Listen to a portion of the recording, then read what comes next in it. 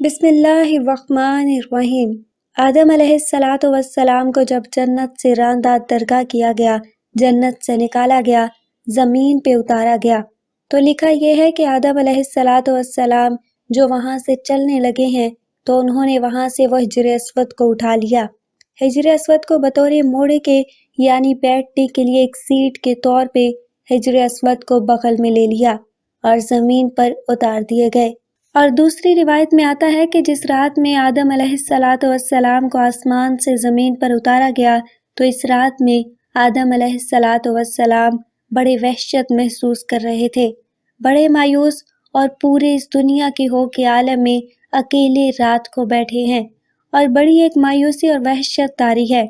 اس رات میں اللہ تبارک و تعالی نے جنت کے دو جواہر یعنی ایک حجر اسود اور دوسری مقام ابراہیم پہ دو پتھر اللہ تبارک و تعالی نے اس رات میں حضرت آدم علیہ السلام کے ساتھ اتار دیے۔ جب صبح کی روشنی پھیلی ہے تو آدم علیہ السلام نے اپنے پاس یہ دونوں پتھر پڑے دیکھے، پہچان گئے کہ یہ تو جنت کے میرے ساتھی ہیں، کہ جنت کے جواہرات ہیں۔ آپ نے دونوں کو لے کے سینے سے لگا کے ان کو بغل گیر ہو گئے، اس سے تسکین حاصل کرنے لگے کہ یہ وہ جنت کا ایک سامان میرے ساتھ آ گیا ہے۔ اس طریقے سے اللہ نے ان دونوں پتھروں کو زمین پر اتارا، اور عجیب بات ہے، ایک حدیث میں آتا ہے کہ آدم علیہ السلام جو حجر اسود لے کر آئے تھے،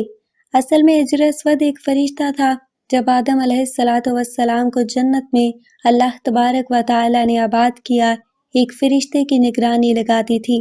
کہ آدم علیہ السلام کی نگرانی کرے کہ وہ ان تمام کی تمام جنتی ان کے لیے مباح ہے، لیکن یہ جو ایک درخت ہے، اس درخت کے کھانے سے ان کو منع کیا گیا ہے،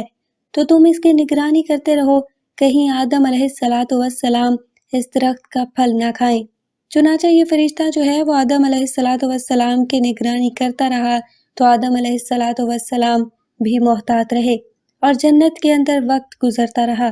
جب اللہ تبارک و تعالیٰ کو تکوینی طور پر منظور تھا کہ آدم علیہ السلام پھل کھائیں اور پھر آگے سارا پڑوسی جو ہوا، تو یہ تکوینی نظام ہے، اللہ کے ہاں یہ ہونا تھا، یہ مقدر تھا، تو اللہ تبارک و تعالیٰ نے آدم علیہ السلام سے اس فرشتے کو اوجھل کر دیا،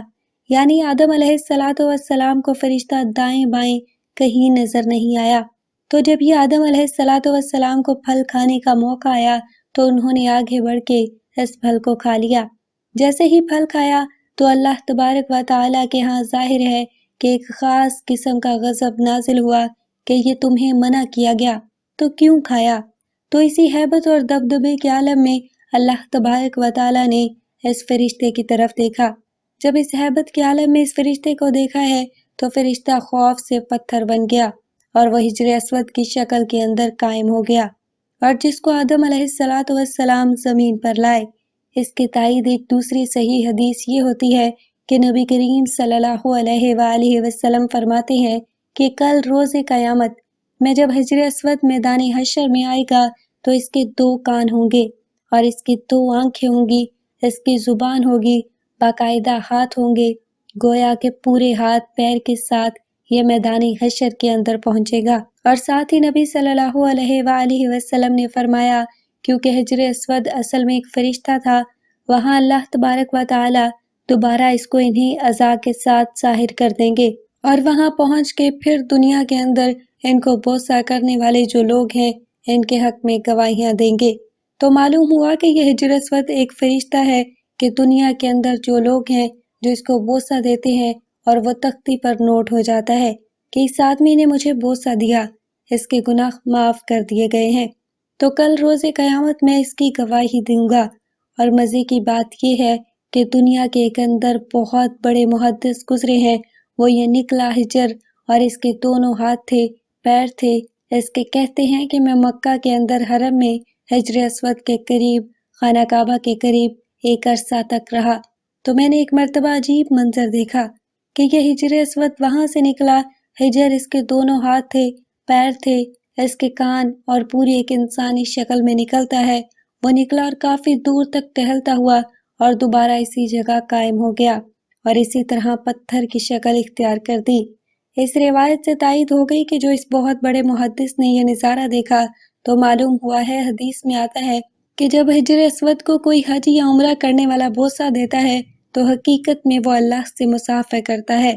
اللہ سے سلام کرتا ہے، تو سلام کرنے کے نتیجے میں اللہ تبارک و تعالی اس کے سارے گناہوں کو معاف کر دیتے ہیں۔ جیسے خود دو ایمان والے جب آپس میں ایک دوسرے سے مصافحہ کرتے ہیں، حدیث میں آتا ہے کہ ان دونوں کے الگ ہونے سے پہلے، ان کے مصافحے الگ ہونے سے پہلے اللہ گناہ معاف کر دیتے ہیں۔ تو وہاں حجر اسود کو مصافحہ گویا کہ اللہ سے مصافحہ ہے، تو اللہ سے مصافحہ اور گناہ معاف نہ ہوں، یہ کیسے ہو سکتا ہے؟ اللہ اس سے تبارک و تعالی گناہوں کو معاف کر دیتے ہیں۔ تو یہ حجر اسود یہ وہ فرشتہ ہے جو کہ ہر بوسہ دینے والے کی تفصیلات کو نوٹ کر لیتا ہے۔ تو اللہ سے دعا ہے کہ اللہ تبارک و تعالی ہمیں حجر اسود کا سلام اور اس کا بوسہ لینے کی سعادت نصیب فرمائے، آمین ثم آمین۔ لیکن اس میں شریعت کا مسئلہ لکھا ہے کہ اس کے لیے آپ کسی دوسرے کو تکلیف دے کر اس کا بوسہ نہ لیں۔ تکلیف دے کر بوسہ لیں گے تو ظاہر ہے بوسہ لینا ایک مستحب عمل ہے، لیکن تکلیف دینا حرام ہے۔ حرام کام کر کے ایک مستحب حاصل کریں گے، اللہ تبارک و تعالی کے آگے اس کی کوئی قیمت نہیں۔ اگر نہیں موقع تو دور سے استلام کر لیں، استلام کر کے چوم لیں تو آپ کو وہی اجر ملے گا کہ جو بوسہ دینے کے موقع پر ملتا ہے۔ اللہ سے دعا ہے کہ اللہ تبارک و تعالی اس پر عمل کرنے کی توفیق عطا فرمائے، آمین ثم آمین۔